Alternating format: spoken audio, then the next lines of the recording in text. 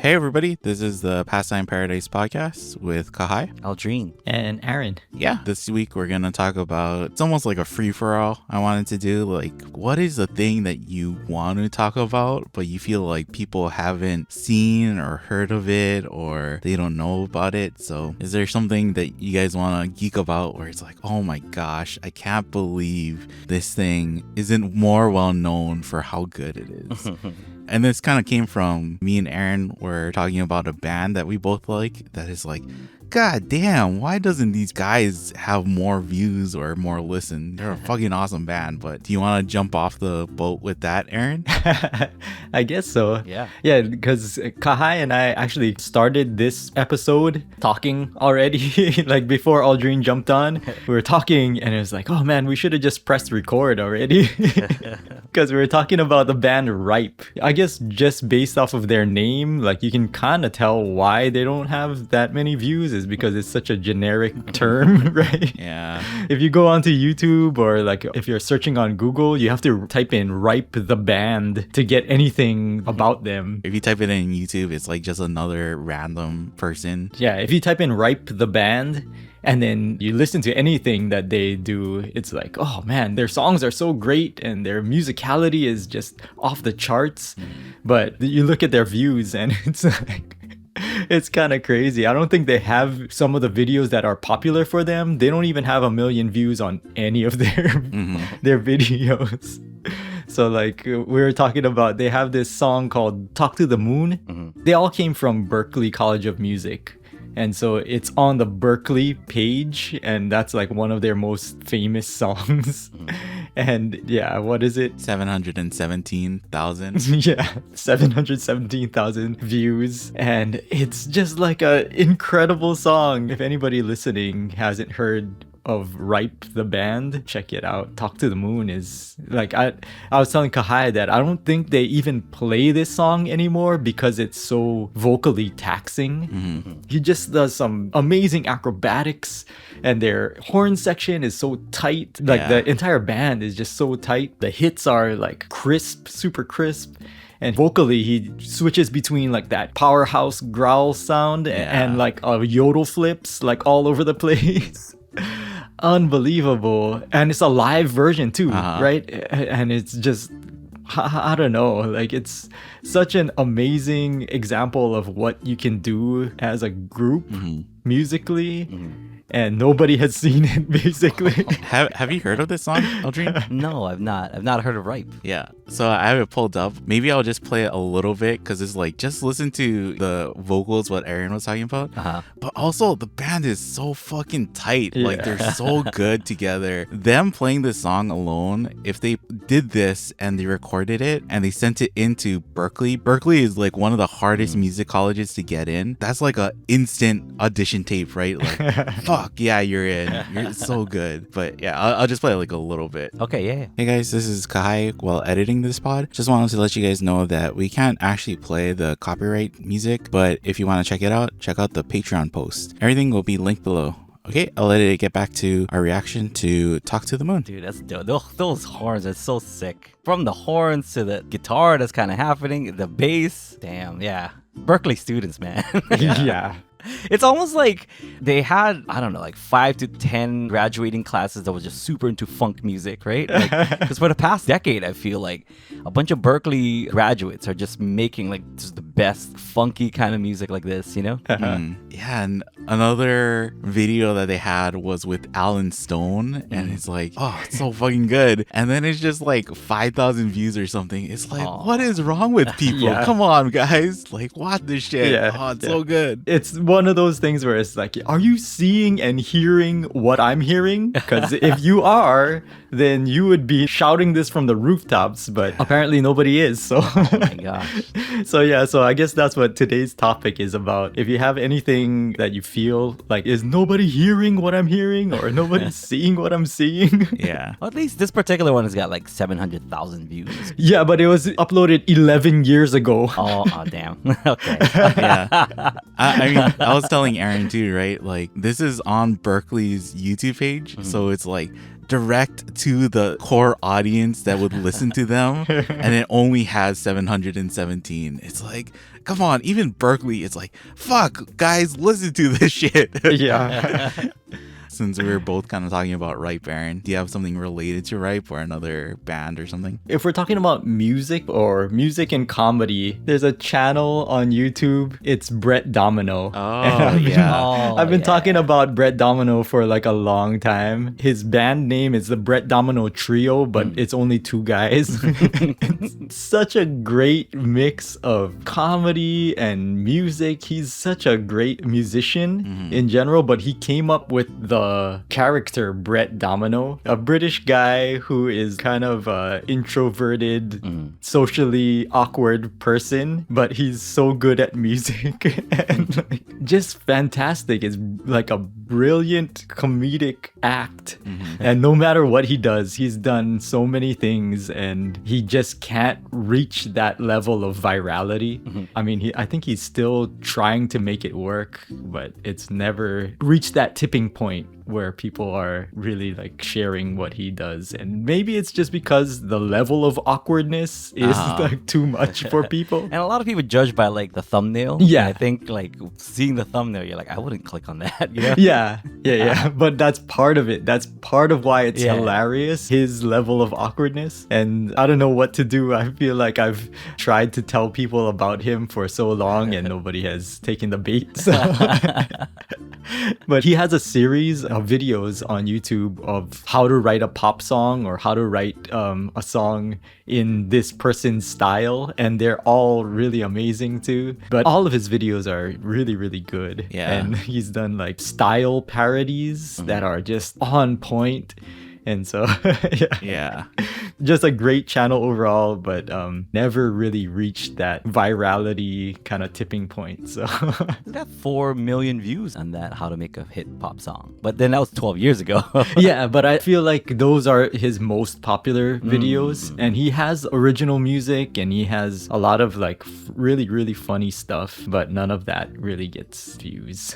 I think he's been on like a late night show. Yeah. Because it's like he's a comedy musician combo, right? So when he went on, like people laughed and people liked his stuff, but I think it is a thing where it totally makes sense why you like him, because it's like the Lonely Island kind of. Or like Flight of the Conchords, you Yeah. know? I feel like he should be on the level with Flight of the Conchords, but he isn't. Yeah. You know, he should be writing songs for movies and television and stuff, but instead he's relegated to like a weird part of YouTube that nobody watches. I like that in his profile says his leisurely ascent to global star. It took forever. Yeah. That's awesome. Yeah. Yeah, I was thinking like with The Lonely Island, the song that we always reference and we talk about is I Like Sports, right? But it's like if you took the awkwardness from that video and you just made it every single video, that would be him. Yeah. And it's like I can see where, like Aldrin said, the thumbnail, it's like people look at it and it's like, I don't know, do I want to watch this thing? This is kind of weird, right? Yeah, it's so good. Yeah. Like once you go down the rabbit hole and just watch all of his videos, because he's not this person. Yeah. He is playing this character and he has created the world of this character so well that you can almost imagine what this person is doing on the weekend, you know? Like it could be its own Flight of the Conchords, or like he could make his own full TV show probably. Yeah. Or something, right? Yeah. Do you have I'll start out with a music one then, just to stay on topic. They're starting to get popular, so I don't know if this counts, but I've been listening to this group called Sky Garden. And they are a pop punk band. They are a Filipino-Japanese pop punk band. Yes. I first heard of them the song called Kawaii Morena, which is like they just took two random, like one Japanese and one Filipino word. I know what kawaii is, like right, cute, but what is morena? Brown. Cute brown. Like- Okay. That's interesting. Yeah, you know. But it's just random like Filipino phrases and Japanese phrases and words in that song. And it's hilarious because Interesting. I can kind of understand a little bit of Japanese and I can definitely understand Tagalog. I'm a native speaker. From that song, I got hooked and I'm like, this is the band for me. And Oh it's dang, that is me. It's like half Yeah. Japanese, half Filipino. That's right. It's Aaron Nakamura. Yeah, Oh my I mean, gosh. if you want to listen to it, it's pretty cool. Like, Okay. like so if you look at the Oh, so it's lyrics, Sky Garden all one. yeah, yeah, So I'm playing this Kwai yeah, Morena, and we're checking it out. yeah. It's right up your alley, Kahai. Yeah, that's Yeah. great already. Just from the opening licks. That's crazy. That could be like an anime opening too, Yeah, right? yeah. Just the way that it's. I was gonna say like this is awesome, and I don't want to take away from them, but it doesn't only sound like they're a pop punk fan. They are specifically like an anime opening pop punk fan. Yeah. Which is awesome. I've Yeah. been listening to this band, and yeah, I don't know how popular they got, but only 60,000 subscribers. So Yeah. I guess they're relatively, you know, Yeah, like new on or- the rise still. Yeah, Yeah. yeah, yeah. I dig it though. That's Awesome. something that I've been kind of. But in the song, he talks about he's like a Japanese student studying Tagalog. So it's just like a bunch of random Tagalog phrases. And so he sings it with that like Japanese accent. Oh, really? yeah. So if you listen to the lyrics, it's Tagalog words, but he says all the L's as R's. Oh, okay. that's why I'm cracking up. I'm just like, oh my god. Because that's like the thing of the song. That's the story of the song. Yeah, it's just like, oh, I'm this like Japanese student trying to learn Tagalog. Interesting. So it's like the joke or even the theme of the song. You can't get it unless you know like Tagalog and Kind of, yeah. Japanese or like what that's supposed to sound like. Oh, that's awesome. Yeah, it's Japinoi rock. That's amazing. Japinoi. Yeah, so that's what I've been into. This is like a fucking arrow that just shot right into you, right? Like it is made for you. It's like yeah, yeah, this is basically awesome. like pop punk anime theme pop punk. Yeah. That's right up your alley, Kai. Yeah, I was like, oh my gosh, when you're talking about how it's supposed to be a Filipino student learning Japanese, right? Yeah. It's like Or no, the opposite, right? You know, it's a Japanese person learning Filipino. Yeah. it's like oh Yeah, my gosh. which is unusual already because it's usually the opposite, right? It's like Yeah. Filipino students trying to study in Japan Right, or right, whatever. right. It works great because like Tagalog and Filipino in general has a lot of L's, so it's like really exaggerated in this song. I never thought about it like that. Yeah, it would be really hard for Japanese people to try and learn a language that has a lot of L's. yeah, Yeah, because I get the anime influence, right? And Yeah. I'm like, oh, that's awesome. But then, because I don't speak Tagalog, so it's like hearing that, I'm not like, oh, yeah, I get that it's supposed to be with an accent. It's like, oh, man, you got to be in the know. And that is pretty, that is a freaking genius it's joke. some layers deep, man. Yeah. Yeah. But yeah, I dig it, and I think in the second or third verse, that's when he starts to like really mix up like the Japanese Tagalog kind of word. Like It's pretty broken- sick. Yeah. yeah. It's awesome. Just take a listen later. It's pretty cool. Wow. Awesome. That's a great pick. Yeah. And then just like musically, it sounds amazing too. Yeah, yeah. So Sky Garden. And Sky Garden, that's such an anime band name also. Yeah. Like Sky Garden. Yeah. Oh, man. When we were listening to it, right? Yeah. It's like, Yeah. fuck, if they made like Filipino haiku, this would be the opening for it, right? Haikyuu, the soccer anime, just in case anybody was wondering. No, it's volleyball. No, the volleyball. Yeah, we like sports. Still not watching the episode. That's Okay. actually my next one because I was asking like if it's just music. My next pick is actually a sports anime. Okay, So, yeah. and I'll talk. Yeah, so just a little tease. No, just roll into it Yeah, yeah, already. yeah. Yeah, no, go ahead. No. No. If you go into that, I can go into something that Oh, I okay. want to talk about too. Okay, so- you go first. I've been into this anime called Baby Steps. Oh, okay. Have you heard of that? Yeah, Yeah. So Baby Steps is basically what I wanted Prince of Tennis to be. Prince of Tennis, it's all about these crazy impossible shots and like anime tennis. This is like real tennis physics. yeah. Nothing is over exaggerated. And the main character has no plot armor. Okay. It's basically like, because he's this like newbie, he wants to try, you know, and then like he starts playing against these good characters, and wouldn't you know it, he loses, which is like, whoa, why would he lose? He's the main character, no plot armor. It's pretty awesome. Yeah. I was gonna say, I've never seen this anime, but I've heard people describe it and talk about it. Does he get into tennis because he thinks a girl is cute? Yes, I mean, yes. Okay. That's how I got into tennis. Yeah. The story of your life. Much like Sky Garden is me, Baby Steps is also me. Yeah. No, not really. So the story is like this guy, he's like the top student in the school. He has really good eyes for stuff. Like he can see things and kind of see how they work, which is great for tennis. And then, like there's a girl that he's kind of into that is into tennis, and he gets himself like exposed to tennis, and he's like, wow, this is an amazing world. And then he starts learning it, and he's like, this is not as easy as I thought it was going to be. Like schoolwork is so much easier than this. Yeah. The anime is basically his journey on like trying to become pro. And also, as a Filipino kid, telling my parents that I wanted to give up on school and wanted to pursue music was not an easy thing. So same thing with him being like the top student in the school. He's like, guys, I kind of want to stop school and pursue tennis professionally, It's pretty sick. I dig it a lot. It doesn't have like crazy impossible shots and whatever. It is very, very believable. And the tennis psychology is top notch in that. It's pretty insane. Love it. Nice. Because like Prince of Tennis, right? Oh, yeah. Like it's great, but then that is the thing where it's like, this is the impossible drop shot. Or it's like at the very end of the main Prince of Tennis series, they hit the ball and it hits a string, right? And splits in half. So it's two. And then they're hitting both balls So back dumb. and forth.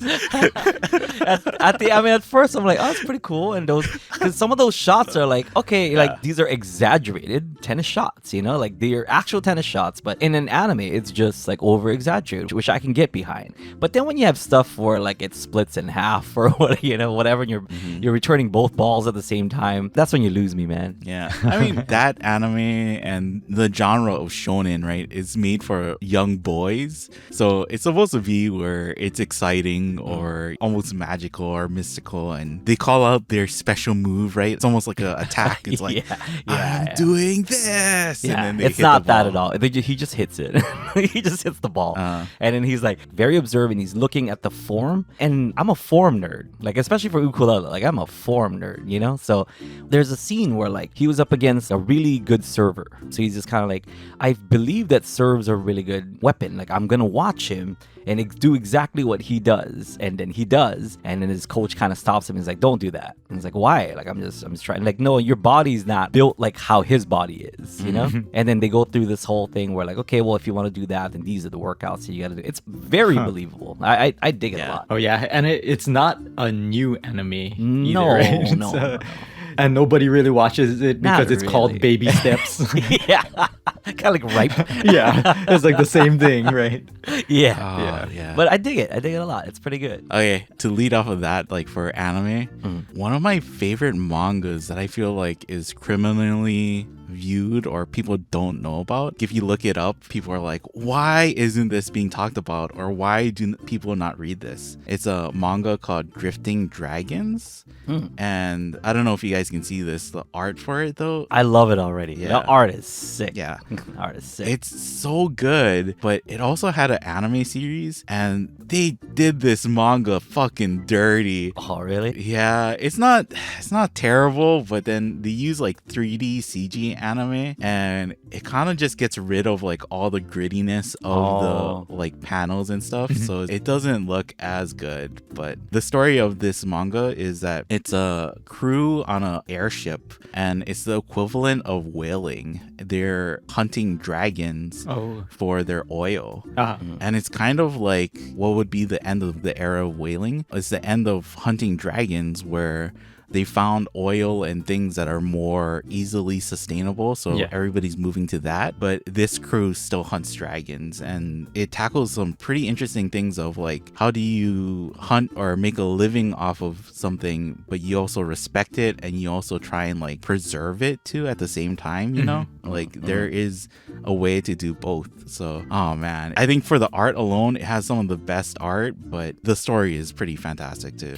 I really like this. Yeah, it's an awesome manga. It reminds me of Monster Hunter, honestly, and even like down to the story. Like the art is pretty sick, like very Monster Hunter like, and then the story is kind of similar as well. Yeah, and then like how they hunt these dragons is like flying dragons, so they have to get close to it and they have to like spear it. Dope. But then eventually they have to like jump on it. Between airships, there's like a code where whoever sticks the dragon first gets to hunt it. And, you know, they have like fights with other crews and stuff about like, oh, we stuck it first, we get it, and stuff like that. It's like Moby Dick for the sky. And even there's like an arc where there is old, they call them drakers instead of whalers, an old draker. And he's like, I just want to go on my one last hunt. I have the white whale to kill. The white whale, yeah. Yeah, so it's like pretty awesome themes, and each story arc kind of tackles something interesting. So I definitely think it's like, if you look it up and you think the art is cool, yeah, give it a shot. And maybe if you're like squeamish with animals, but even how they tackle that after they hunt the dragons, there's like a prayer where they say like, return to the fair winds, I think. And it's like, oh, it's so good.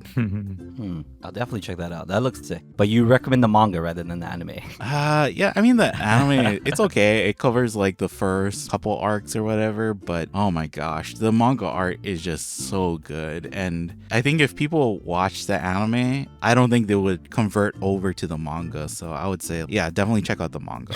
Start with the manga and then be disappointed with the anime instead of the other way around. Start with the anime and then not probably end up reading the manga. Yeah, my only hope is that maybe in a few years you remake it with like a studio wit who's known for their animation, because I can just imagine it would be awesome. Yeah, if they were true to the art style and true to the feeling of it. Yeah, I think that's definitely it. Like the feeling is kind of lost in the anime. It's not as grand of a scope. But Aaron, you want to go next? Yeah, for this pick, one of my favorite novelists is Terry Pratchett. He's like a science fiction fantasy writer. It's not like he doesn't have a bunch of fans. He definitely has his whole world of people who are really, really into all of his novels. He has a series called the Discworld series, and there are tons of books, and all of them are really, really good. I mean, he's passed now, so there are not going to be any new books, but I feel like he never really got his due. If you think about how wildly popular the Harry Potter series is, and like, and what it is, if you read any of Terry Pratchett's novels, it's so much more nuanced and layered, and the themes that he talks about are so deep, but he's also like extremely funny, comical in the way that he tells it, and the world that he created, I feel, is way more multifaceted than something as popular as the Harry Potter series, but he just never got it. And so he had a novel that was a collaboration with Neil Gaiman, and that got really popular, but yeah, it didn't translate to that, right? It was basically the same thing where it didn't translate to people becoming fans of him. And like the novel was Good Omens, which got spun out into television shows or movies and stuff like that, but the Discworld series never picked up. And so I feel like it should be as popular at least as Hitchhiker's Guide to the Galaxy. But it's not. For people who know him, they'll be saying like, what are you talking about? He's really popular. But outside of that world, like nobody really knows about him. So yeah, feel free to start with basically any of his novels and you'll be sucked in. Any of the Discworld novels? Or just like, anything that he's written. Like you could even start with some of his short stories. And yeah, like one of my bucket list goals is to write a novel. If I ever did, it probably would be like a nod to Terry Pratchett, you know, in some way. I was saying about the Discworld books because they're not in chronological order. Like if you read what came out first and then you read what came out afterwards, right? It kind of jumps around. Yeah, I feel like each book could be read as a standalone. But if you look into it, he groups them into character series. One of my favorites is Going Postal, which is a novel that's based around one of his characters. His name is Moist. If you look into that, there are multiple novels that he's written where the main character is Moist. But there are other ones where like the main character is Death. So just start anywhere, basically. You can pick up any one of his novels. You can probably find it in like the 99-cent bin at any used bookstore and start discovering the genius of Terry Pratchett. Yeah, I think because you're saying about like him and Neil Gaiman worked on Good Omens.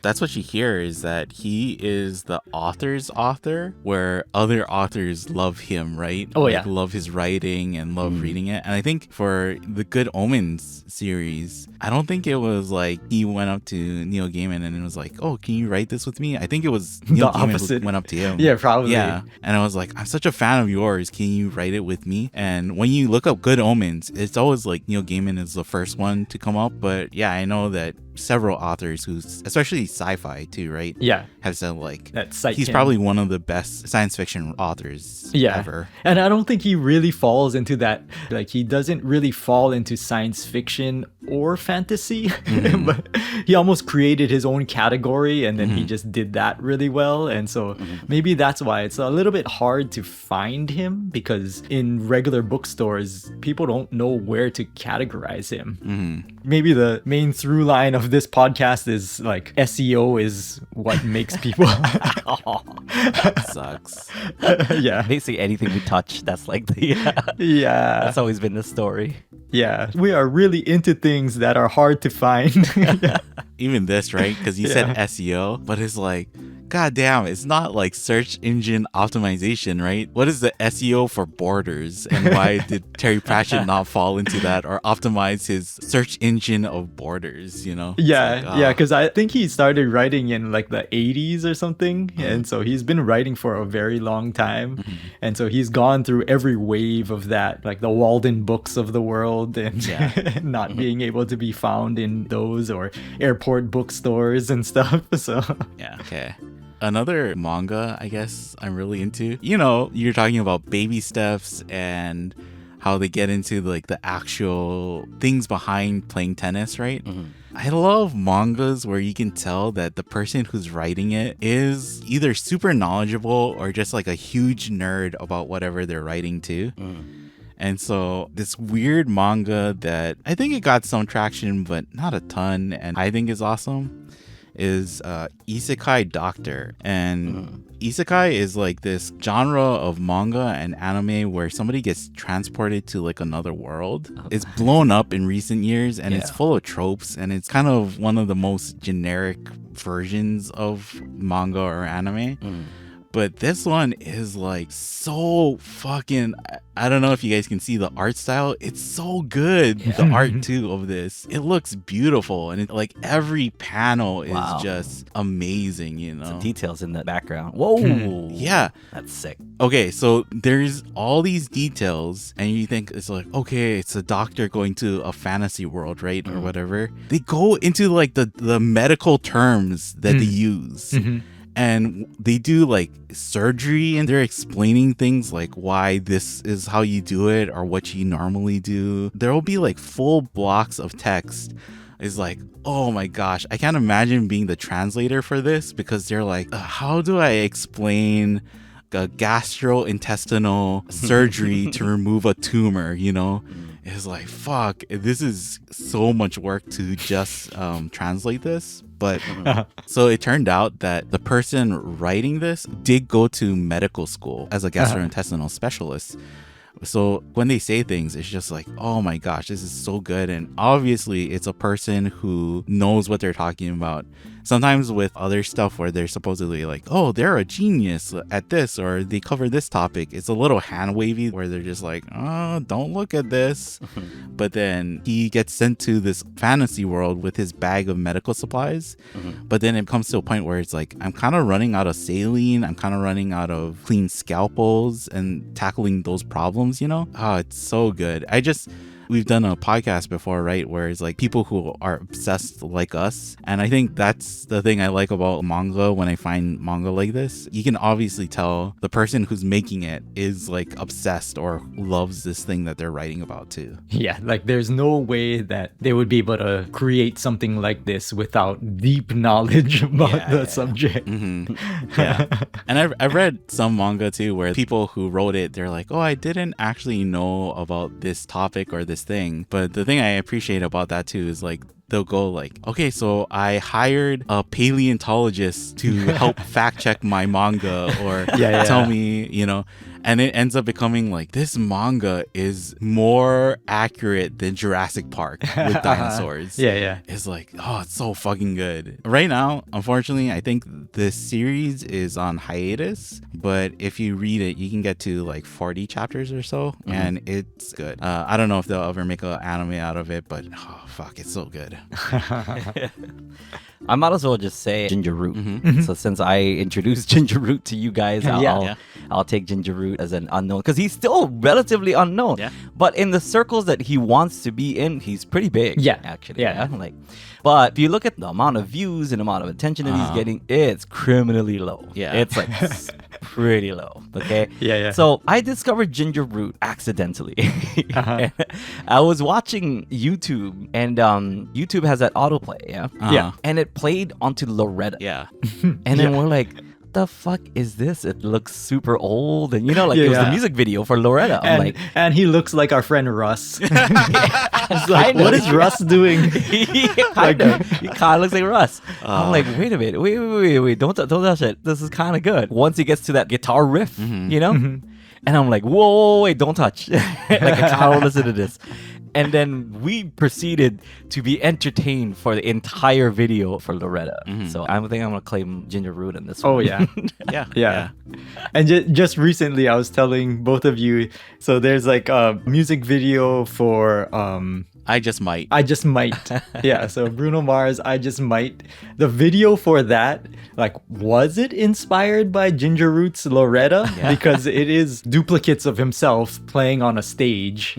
And even down to the fact that he comes on stage with a camera and films himself. It's like, that's exactly what happens in Bruno Mars's I Just Might. So I think when we mentioned Loretta the last time, I looked it up and I was like, oh, 23 million it's not small potatoes. Like, he got views.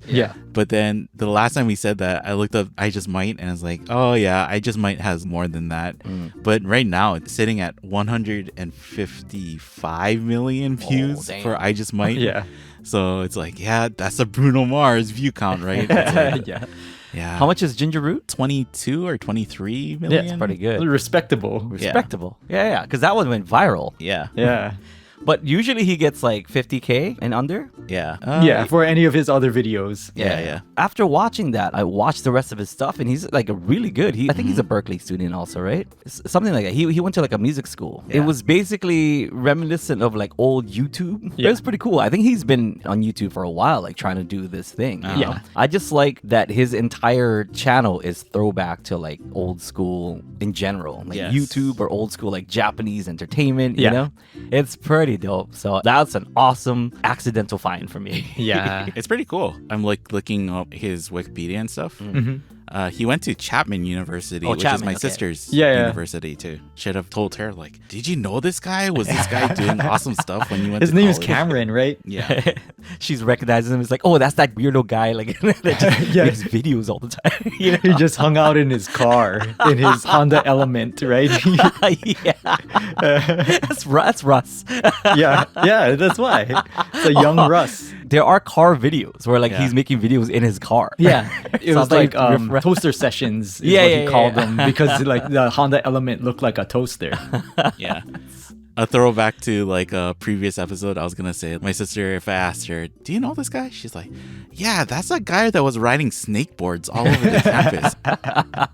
But I mean, even his video style, like that's what impressed me the most. He's going for like late 80s, early 90s Japanese look, like what television looked like in Japan in the 1980s and 90s, and somehow he nails it. I don't know how he did any of that stuff, but even down to the audio peaking, the way that the audio peaks, like how did you do that? It sounds like broadcast television from the 1990s. When we first saw it, we were talking about it, Aaron, right? And weren't we saying like, did he just buy a camera and record this on like a actual camera? Because you can put a filter on to make these effects, Yeah. but they don't look as good as this. This Yeah. looks like crazy good. It looks legit. Yeah. Very accurate to the time period that he's trying to replicate. And even down to like, if you look at that Loretto video, the drummer in the video is using an acrylic see-through drum set, which basically was super popular in Japan in the 90s, you know? Right? Nobody else was really into that during that time period, except for like specifically in Japan, stage musicians would use that clear acrylic drum set, and he has one in his video. So it's like he is just a fan of that time period, and even down to like the small details that he probably knows that nobody will pick up on, you know? Yeah. So yeah, I mean, amazing. the Bruno Mars video, it's good and it's shot well, and the effect of him being multiplied is done really well, right? But they might have spent like millions of dollars just to shoot that video, right? Whereas like Ginger Roots, I don't know how much this guy has, and I would argue that style-wise, Loretta, I think it beats the Bruno Mars video. It's like, yeah, as far as what they're going for and what they Yeah. achieved. it's Yeah. so good. Yeah, like I guarantee you that he didn't have $1 million budget.